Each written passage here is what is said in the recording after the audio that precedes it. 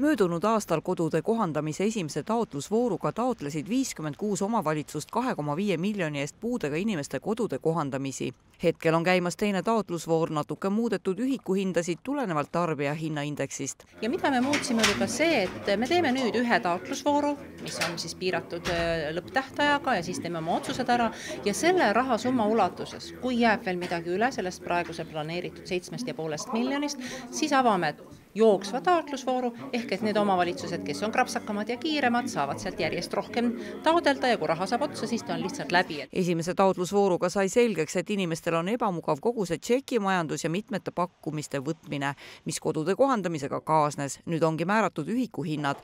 Inimene võtab ühe hinnapakkumise ja vaatab, kas see jääb ühikuhinna sisse või mitte.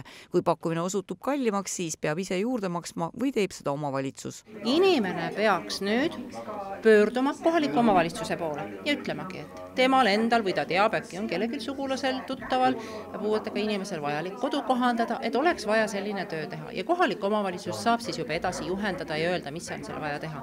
Üldiselt tuleb siis teha sellest kohast pilt, foto, et näha oleks, mis olukord on praegu ja pärast siis olukord ja akt, et mis siis lõpptulemus oli, et see töö on tehtud. Minister lisab, et rahastamine toimub positiivse otsuse korral nii, et 85% ulatuses rahastab töid riik ja 15% ulatuses omavalitsus. Ja need ühikuhinnad on siis välja töötatud, näiteks on ühikuhinnad olemas laetõstukile, platvormtõstukile, et esimesele korrusele pääseda, ukseavade kohandamine, duširuumide kohandamine, kõikideks sellisteks asjadeks on ühikuhinnad olemas. Keerukamate juhtumite ja erilahenduste osas saab kohalik omavalitsus appi kutsuda Sotsiaalkindlustusameti eksperdi, kes oskab vaadata, mis oleks kõige õigem ja asjakohasem lahendus.